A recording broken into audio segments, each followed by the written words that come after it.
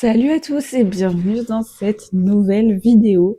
Aujourd'hui, ça va être une vidéo un peu différente puisque ça va être une vidéo sur mes top 10 lectures de 2025. Donc heureusement, elle sort en janvier cette vidéo. Et il y aura aussi les 6 lectures que j'ai le moins aimées de l'année. Je vais pas rentrer dans les détails des lectures parce que sinon ça va être trop long parce qu'il y a du coup 16 livres à présenter. Et je ferai une autre vidéo, je ne sais pas quand, mais où je ferai un bilan de mon année. Mais ce que je peux vous dire déjà, c'est que j'ai lu 93 livres cette année, en comptant évidemment les mangas. Donc forcément, ça fait un chiffre plus élevé que si vous lisez que des romans. Enfin, si j'ai pu lire autant de livres, c'est aussi parce que je lis des mangas. Sinon, je pense que j'aurais pas atteint, enfin bon, c'est sûr, j'aurais pas atteint ce nombre de lectures, quoi. Si je lisais pas que des romans, voilà. Du coup, il y a pas tant de livres que ça que j'ai lus, puisque quand je lis un manga, en fait, je les lis tous. Genre, par exemple, j'ai lu Dr. Stone, j'ai lu les 26 tomes sur 27, je crois. Il y en a peut-être 28. Voilà, donc sur les 93 livres, finalement, enfin, je le compte comme un peu un seul livre parce que c'est globalement, enfin c'est une suite, c'est une saga, donc je la compte comme une. Donc au final, ça fait pas tant de choix que ça pour les 10 meilleures lectures. J'avoue, j'ai un peu galéré. Cette année, il n'y a pas beaucoup de lectures qui m'ont vraiment plu. Par contre, les 6 lectures que j'ai pas aimées, ça par contre j'ai trouvé assez rapidement. J'ai vraiment été déçue de mes lectures cette année. Donc j'espère que pour le coup 2026 sera mieux parce que en 2024, je me souviens que j'avais galéré à trouver 5 lectures que j'avais pas aimées et donc du coup dans mes pires lectures, c'était des lectures que j'avais trouvées un peu bof, mais je voulais vraiment en mettre 5 et là 5 c'était pas suffisant donc j'en ai mis 6. Parce que vraiment quand je me suis souvenue, je me suis dit non, genre vraiment je suis obligée de les mettre, genre ces livres c'est vraiment j'ai pas aimé. Alors que l'année dernière, genre mes pires lectures, certains c'était en mode c'était bof quoi, mais j'ai quand même apprécié les lire. Là vraiment, j'ai pas apprécié ma lecture, quoi. Mais je les ai finis. Pour un truc positif, on va quand même commencer par mes meilleures lectures et on finira du coup avec les pires lectures. Pour le coup, il n'y a pas d'ordre. Je les ai mis, mais celle que j'ai en premier, c'est pas celle que j'ai préférée. Celle que j'ai mis en dernier, c'est pas celle que j'ai le moins aimée des 10. Il n'y a pas vraiment d'ordre. Donc, en première lecture, en premier, j'ai mis Ces promesses qu'on croyait éternelles de Nin Gorman et Marine Alino. Donc, j'ai mis en fait, c'est la partie 1 et la partie 2. Pour moi, je la compte un peu comme un seul livre. J'ai mis ça en premier. Cette saga, j'ai vraiment adoré. J'ai un peu moins aimé la partie 2, mais vraiment, suivre Kenna et Kurt, ça a été vraiment le truc de cette fin d'année qui était incroyable.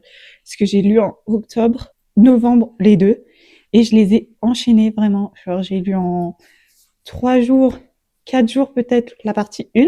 J'étais en vacances à Misode avec ma mère et je l'ai lu vraiment hyper rapidement. Et après, une fois que je suis rentrée de vacances, je suis rentrée le samedi, le lundi, je crois. Non, le mardi. Non, une semaine après, j'ai pu aller l'acheter en librairie, je crois. Et en 3 jours, il était fini la partie 2. Un truc comme ça. Donc vraiment, cette lecture, c'est vraiment un gros coup de cœur de l'année. C'est peut-être, ouais, peut-être, ce serait peut-être, je veux pas classer parce que j'ai un peu de mal à me décider sur mes meilleurs trucs. Donc, vraiment, je suis à la fois trop contente de l'avoir lu et en même temps, je suis triste parce que du coup, on les verra plus jamais, eux et leur bande d'amis, quoi. Et j'avais mis le tome sur Jaeger l'année dernière dans mon top de lecture 2024, qui est d'ailleurs mon préféré de la saga. Voilà. Ensuite, en deuxième, j'ai mis The Right Move, donc de Liz Tomford. Donc j'ai lu 3 tomes de la saga sur 3. Donc, donc là, c'est celui sur le basketteur. Voilà. Et le troisième sur le baseball, j'étais un peu moins fan. Et c'est pour ça que j'ai pas lu le 4e tome encore. Mais il est sur ma wishlist. Donc potentiellement, je le lirai en 2026. Le troisième, c'est Au-delà de l'éternité de Lee Steven. Et donc c'est un tome 2. Et le tome 1, c'est La promesse d'Avalon. Et en fait, j'ai vraiment apprécié le tome 1 que j'ai lu en 2024. Et là, le tome 2, bah, j'ai grave kiffé aussi. Donc, je l'ai mis et j'étais contente que ça s'arrête au tome 2. La fin est bien. En soi, il pourrait y avoir une suite, mais il y a trop de chances que s'il fasse une suite, ça parte en n'importe quoi. Donc, je suis contente qu'il s'arrête là. Donc, je vous conseille cette duologie. Ensuite, j'ai lu Promets-moi d'aimer. Et pour le coup, j'ai oublié d'écrire l'auteur. Mais c'est le deuxième tome de la... Le premier tome, c'était Promets-moi de vivre, que j'avais aussi beaucoup apprécié. D'ailleurs, j'ai mon tome, en fait, de 2024 ici. Je pourrais le revoir. Ouais, en plus, j'avais mis Promets-moi de vivre, du coup, en 2024. Bah là, j'ai mis le tome 2, que j'ai préféré, d'ailleurs. Promets-moi d'aimer. Franchement, cette histoire a gravé dans mon cœur. Voilà. C'est vraiment une super lecture. Je me rends compte que j'ai eu beaucoup de romances cette année. Mais vous allez voir plus tard à quel point. Ensuite, j'ai lu Inheritance Game, tome 3. Franchement, la trilogie principale, j'ai grave apprécié. Enfin, mais le tome 4 m'a un peu déçu cette année. Mais le tome 3, en fait, je me suis rendu compte que je l'ai lu cette année et j'ai grave kiffé. C'est l'année dernière que j'ai lu le 1 et 2, que j'avais mis du coup aussi dans mon top. Les suites cette année, ça s'est bien passé pour le coup. Genre, je l'ai lu parce que j'en avais marre de lire de la romance. Et j'ai grave apprécié. Donc, lisez Inheritance Game. Donc, je vais vous faire un rapide... Non, en fait, je vais pas vous faire un rapide résumé, mais Avery, je la kiffe. Et j'ai bien envie de lire les spin-offs, mais je les ai pas. Et j'avoue, j'ai pas encore capté dans quel ordre je devais les lire. Donc, enfin, non. Si, non, enfin, j'avais regardé. Sauf que quand j'étais allée en librairie, il n'y avait pas le premier des spin-offs que je devais lire, mais que les autres. Donc j'étais en mode, on verra plus tard. Ensuite, j'ai mis Meurtre, mode d'emploi. J'ai grave aimé la série. Je sais plus si je l'ai regardée cette année ou l'année dernière. Mais j'ai tellement apprécié ma lecture de Meurtre, mode d'emploi que j'ai eu le tome 2 pour mon anniversaire. Voilà, c'était début janvier. Voilà, je suis née le 1er janvier. Et donc, ça, c'est Meurtre dans l'emploi, tome 2, qui va être sûrement ma prochaine lecture de l'année, à l'heure où je parle. Parce que j'ai pas commencé, soit je commence ça, soit j'ai pas beaucoup de livres ici à Saint-Étienne, parce que je pouvais pas tout ramener les livres que j'ai eu à Noël. Donc, j'en ai choisi 2. Donc, plus les 3 poches que j'avais déjà. Donc, c'est soit ma prochaine lecture, soit celle juste après. Donc, voilà. Donc, vraiment, j'ai apprécié et je vous conseille fortement de lire ce livre. Ensuite, j'ai mis Liberté oblige, donc c'est le tome 2 de Noblesse oblige. J'ai pas mis le tome 1, mais le tome 2, parce que j'ai préféré le tome 2. En fait, alors là, je vais dire c'est vraiment hyper violent le tome 1, et j'ai vraiment eu besoin de pause à la fin du tome 1. Il y a un V qui m'a vraiment mis vraiment mal. Genre, je m'étais jamais sentie aussi mal comme ça pour un V. Genre, parce qu'il y a un livre que j'ai DNF en 2024, mais pour un autre trigger warning, c'était, comment on dit? Quand on se fait du mal, quoi. Voilà. Et là, genre, vraiment, j'ai eu du mal à finir le tome 1. Genre, je pleurais et en même temps, je lisais. J'étais au bout de ma vie parce que c'était horrible et en même temps, je voulais savoir la suite. Voilà. Et le tome 2, j'ai pas eu ça. Donc, voilà. Mais vraiment, au début, genre, en fait, quand on voit la personne qui repense, du coup, à ça, moi aussi, j'avais de nouveau les images en tête. C'était horrible. Mais voilà. J'ai beaucoup aimé. Et ce genre de dystopie, et j'aime beaucoup les dystopies, voilà. Ensuite, j'ai mis un manga, parce que pourquoi pas, après tout, j'ai lu quand même pas mal de mangas, donc j'ai mis Jujutsu Kaisen. J'ai quand même lu 19 tomes cette année. En fait, quoique, je sais pas si je les ai eu tous en 2025. Qu'est-ce qu'il y a les premiers tomes que... Si, si. Si, parce que les premiers tomes, je les ai achetés à Noël dernier. Donc peut-être il y a 3 ou 4 tomes qui ont dû... Non, non si. Peut-être les 3 premiers tomes. Et les 3 premiers tomes, je les ai lus en 2024. Donc 19 moins 3. Ça fait 16 tomes que j'ai eu cette année. Et j'ai déjà lu le tome 20 en 2026. Voilà. Que dire? Je pense que pour l'instant, c'est le manga que j'ai préféré lire. J'ai pas lu non plus énormément de mangas, mais dans les dessins, dans l'histoire, il y a rien qui m'a... Genre, j'ai vraiment envie de lire la suite, alors que il y en a, je suis un peu... j'ai du mal avec les dessins, alors que l'histoire en soi, je l'aime bien, parce qu'en fait, si je lis le manga, c'est que j'ai apprécié en part de l'animé, et que du coup, je veux voir ce que ça donne en livre, et aussi savoir la suite, qui n'est pas encore sortie.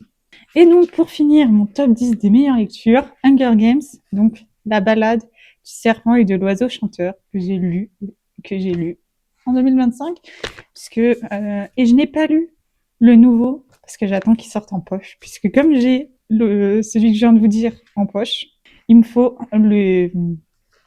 la suite en poche, sinon ça n'irait pas dans ma bibliothèque, à moins que je le lise en e-book. Voilà, puisque potentiellement, je vais m'acheter une liseuse avec... Enfin, en fait, si, non, c'est sûr. C'est le cadeau de Noël de mon père, c'est juste qu'on l'a pas encore acheté. Voilà. Donc voilà pour mon top 10 des meilleures lectures de cette année. Ce n'est pas forcément tous des 5 étoiles, genre des coups de cœur de ouf, mais pour tout le coup, c'est mes lectures en gros les plus marquantes de l'année. Donc voilà, si je devais résumer, ce serait comme ça. Et maintenant, on va passer aux 6 pires lectures de l'année. Et ce sont tous des romances.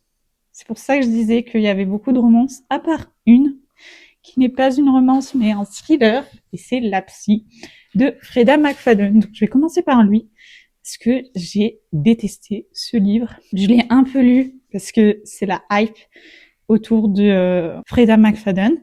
Et là, en plus, son film vient de sortir sur la femme de ménage.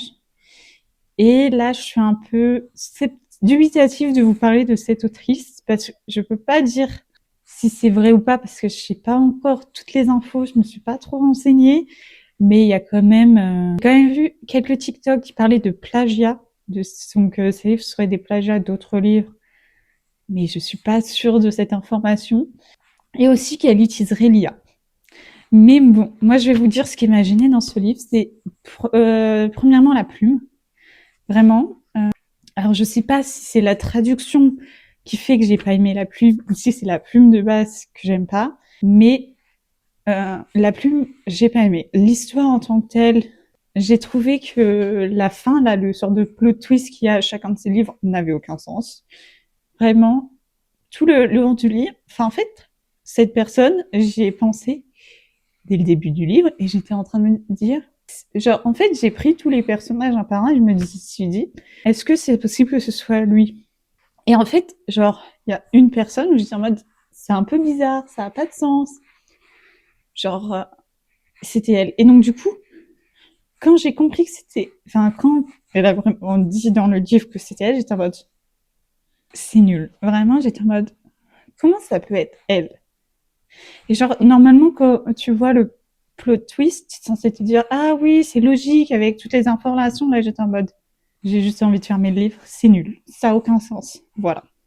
Voilà pour le fait que j'ai absolument détesté cette lecture du début à la fin, mais je voulais comprendre en gros pourquoi tout le monde apprécie cette autrice. Ce n'est pas mon cas et je ne comprends toujours pas. Mais bon, en plus maintenant que je sais ça, en plus de base je m'étais dit bon je vais regarder le film, mais en plus de ce que je vous ai dit sur l'autrice, il y a l'actrice Sydney Sweeney qui joue dedans, qui est problématique elle aussi, donc c'est non, c'est mort, je ne vais pas voir ce film, voilà. Donc maintenant on va passer aux 5 autres lectures, qui sont elles des romances du coup, puisque j'ai quasiment lu que ça en fait, j'ai l'impression, en roman. À part les mangas. Bon, du coup, ça fait pas tout, mais bref. J'ai mis Dark Majesty. J'ai mis Mad Majesty dans mes top 10, dans mon top 10 lecture, et Dark Majesty dans les pires. Alors, je vais plus en parler dans ma prochaine vidéo, mes dernières lectures, parce que ce livre, je l'ai lu après c'est le seul où j'en ai pas encore parlé sur YouTube, puisque je l'ai lu après la sortie de ma dernière vidéo mes dernières lectures. Comme quoi que je l'avais commencé à ce moment-là, je l'ai pas terminé. Et déjà, en fait, j'ai vu d'autres vidéos de gens qui en parlaient et j'avoue que mon avis, il revient un peu au même que le leur, même si eux, ils ont d'autres problématiques que je pense que je ne suis pas la meilleure pour parler de ça puisque je ne suis pas vraiment concernée. Enfin, je ne suis pas concernée tout court, voilà. Mais donc, je vais parler plutôt des problèmes qui me concernent moi. Premièrement, le fait que j'ai oublié comment il s'appelle, Ismaël, voilà, il soit en kiff sur la sœur de son meilleur ami, ça me gêne. Alors, genre, j'ai déjà vu des films là-dessus, mais là, je sais pas, ça m'a gêné. Surtout que pendant tout le truc, il est là en mode non, mais je peux pas sortir avec elle, c'est la sœur de mon meilleur ami. Et après ça, genre, et puis à un moment, ils se disent bon, fuck, on s'aime, on va sortir ensemble. Et là, après, ça va trop vite. Genre, au début, c'est un slow burn, vraiment slow burn, parce que, genre, vraiment, il se passe rien, quoi. Presque rien. Et après, genre, ça y est, ils se marient, ils font tout ensemble, et là, je suis en mode, ça a pas de sens. Genre, vous avez pratiquement pas passé de temps ensemble. Genre, il y a un moment où vraiment, c'est impossible de le joindre à Ismaël parce que, je vais pas en dire plus, mais il est juste injoignable. Genre, même ses potes, sa famille, personne sait où il est. Et, genre vraiment, genre, j'ai pas compris. Et après, bon, je peux pas trop en dire, mais, le fait que, dans le livre, enfin, on nous dit clairement que c'est un prince des Émirats Arabes Unis. Et en fait, alors, je peux le dire surtout parce que j'ai vu d'autres avis de personnes plus concernées qui le disent, mais on ressent pas vraiment ce fait-là. Je sais pas comment l'expliquer, mais genre si tu le dis pas, selon mon point de vue, genre limite, il peut venir de n'importe où quoi. Genre on ressent pas vraiment cette partie-là. Je sais pas trop comment l'expliquer avec mes mots, mais je sais que justement ça a été pour certains un problème avec ce livre. Voilà. On va passer à la prochaine lecture parce que j'ai déjà dit trop de trucs et je vais m'embrouiller enfin dans mes propos. Donc Price of Legacy. Ah mais pour celui d'avant, j'ai pas dit l'autrice. Bon, c'était Dark Majesty de Delinda Den. Mais là, du coup, Price of Legacy de Anita Hings. Alors, il faut pas que je mélange les trucs. Oui, donc Price of Legacy, ça va trop loin. En gros, c'est juste... bon, déjà, en fait, je sais pourquoi j'ai pas aimé. C'est une second chance romance. Et les second chance romance, désolée, mais c'est pas mon truc. J'aime pas les second chance romance. Genre, j'en ai lu peut-être une dizaine. Sur une dizaine, il y en a une que j'ai aimée. Il y en a, genre, je les ai lus et j'étais en fait, là, je savais pas que c'était une seconde chance romance. Sinon, j'aurais pas lu ce livre. En plus, ça part un peu en n'importe quoi. Voilà. En gros, je vais vous faire un rapide résumé. De base, on sait pas pourquoi, mais ils sont plus ensemble, ils se détestent. Et leurs parents veulent qu'ils se marient ensemble. Voilà. Ils vont accepter de se marier parce que leurs parents leur fait du chantage. Si vous vous mariez pas, vous aurez pas votre héritage parce que c'est des familles riches, voilà. Et ensuite, ça part dans tout un truc. J'étais en mode oula. Et d'ailleurs, c'est la même chose que je reproche au prochain livre qui est Strong de Eva Thorne. J'ai vu qu'il y avait le tome 2 qui s'est sorti déjà. J'étais en mode comment ça, un tome 2? J'étais en mode oula. En gros, elle avait vécu trop d'horreur dans sa vie et ça part en n'importe quoi. Genre, ok, je vais faire genre, sa meilleure amie s'est fait V, puis du coup, a mis fin à ses jours, voilà. Elle s'est fait maltraiter par son père. Elle a plein de trucs horribles qui lui sont arrivés dans la vie. Et plus on avance, plus il y a des trucs horribles, on parle de mafia, de trucs, ça n'a... En fait, alors plus t'avances, plus il y a de l'horreur. Et genre, c'est trop. C'est too much pour pas grand chose. Enfin, c'est trop. Ça va trop loin dans le sombre pour pas grand chose, je trouve. Et là, j'ai parlé que des problèmes de la fille, parce que évidemment, le mec aussi, ça va pas dans sa vie. Et j'étais là. Déjà, d'ailleurs, un autre problème de ce livre, c'est que le point de vue du mec, on l'a 3 fois. C'est horrible, genre, si vous mettez le point de vue du mec, faites-le mieux que ça. Parce qu'en soi, je vais pas dire que les chapitres du point de vue du mec, ils étaient pas bien, mais il y en a trop peu et ils sont mal placés.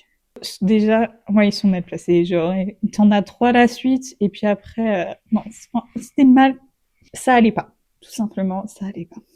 Ensuite, My Missing Piece de Acacia Blake, qui est aussi une second romance. Donc, voilà, j'ai pas aimé. D'ailleurs, les 2 tomes, j'ai détesté. Au début, je m'étais dit, non, mais c'est bon, je finis pas le tome 1. En soi, il y avait des trucs intéressants dans l'histoire, mais qui n'étaient pas l'histoire principale. Et franchement, en fait, au début, tu te dis, c'est à cause de quelque chose, un drame. En fait, en gros, ils étaient ensemble au lycée, et là, ils se retrouvent, je crois, 10 ans après, je sais pas combien de temps après. Et on apprend pourquoi ils ont rompu. Sauf qu'ensuite, tu te rends compte que c'est autre chose, que machin, qu'il y a d'autres trucs à prendre en compte qui n'ont pas été pris en compte à l'époque. Et à chaque fois, t'es en mode, voilà. Si j'apprends, en fait, ce que j'ai appris, mais jamais je me remets avec toi. Genre, vraiment jamais. Donc bon. Et de la même autrice, ce qui me fait dire que c'est plus peut-être l'autrice que je n'aime pas, plutôt que, enfin, la plume, enfin, de l'autrice que je n'aime pas plus que l'histoire aussi, c'est Midnight Kiss, de la même autrice, du coup, Acacia Blake. Et donc, je savais pas en lisant, j'avais pas capté que c'était la même autrice, sauf qu'en fait, à un moment dans le livre, il parle d'un des personnages de My Missing Piece.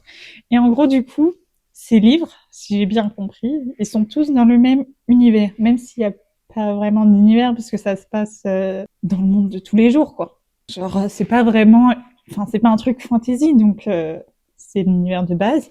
Mais du coup, les personnages du premier livre sont dans le deuxième livre. Genre, ils ont un impact.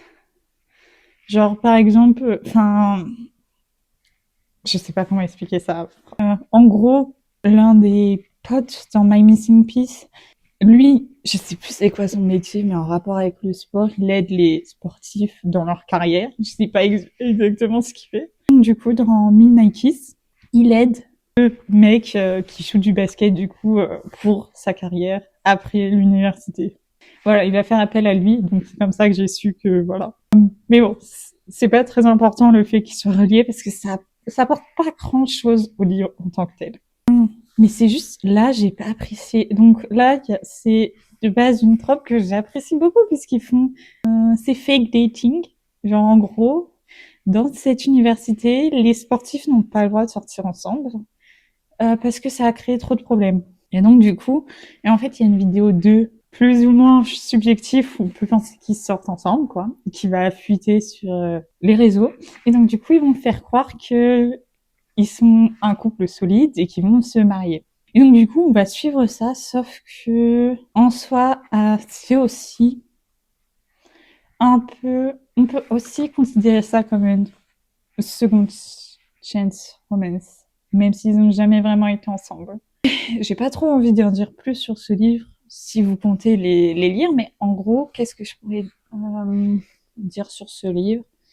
En gros, lui, c'est la star masculine du basket, et elle, c'est la même chose, mais côté féminine. C'est pour ça qu'ils font semblant. Sauf que, bah, lui, il la kiffe vraiment. Mais elle est en couple avec un autre gars. Mais bon. Bref. C'est tout un truc. Enfin, non, elle est plus en couple, elle vient de se séparer. Sinon, ça ne marche pas. Je crois que c'est le livre que j'ai moins apprécié. Parce qu'en fait, celui-là, pour le coup, j'avais des attentes. Dark Majesty, je m'étais dit, bah, en soi, je sais plus comment il s'appelle le tome 2. Fallen Majesty, j'avais bien aimé, mais c'était bof. Donc je m'étais dit, bon, j'avais pas d'attente spécialement. Mais j'ai pas apprécié la lecture plus que ça. La psy, j'avais des attentes, j'ai été déçue. Price of Legacy, j'avais des attentes parce qu'en fait, en gros, j'ai vu des extraits sur TikTok du livre et j'ai dit waouh, c'était trop envie. Le livre m'a saoulée. Strong, Non, pareil que Press of Legacy, et j'étais en mode, oula, où je suis. Et My Missing Piece, j'avoue, c'est moi qui, je me suis dit, c'est le livre préféré de ma TikTokeuse, préférée. Non, c'est pas ma TikTokeuse préférée. Bref. Genre, il y a une TikTokeuse qui parlait à un moment beaucoup de ce livre. Et donc, je me suis dit, si elle le kiffe tant et que j'ai aimé son autre lecture préférée, je devrais aimer aussi. Ça n'a rien à voir. Puisque l'autre, c'était Inheritance Game. C'est deux genres différents. Donc, ça n'a rien à voir. Et j'ai lu Midnight Kiss, ce qui m'a donné envie. Voilà, bon, bref. En tout cas, voilà. C'était tout pour mon top meilleure et pire lecture. Voilà. Je vais pas... Heureusement que je parle que de ça et que je fais pas le bilan de lecture dans la même vidéo. Cette vidéo serait trop longue. Celle-là est déjà suffisamment longue comme ça.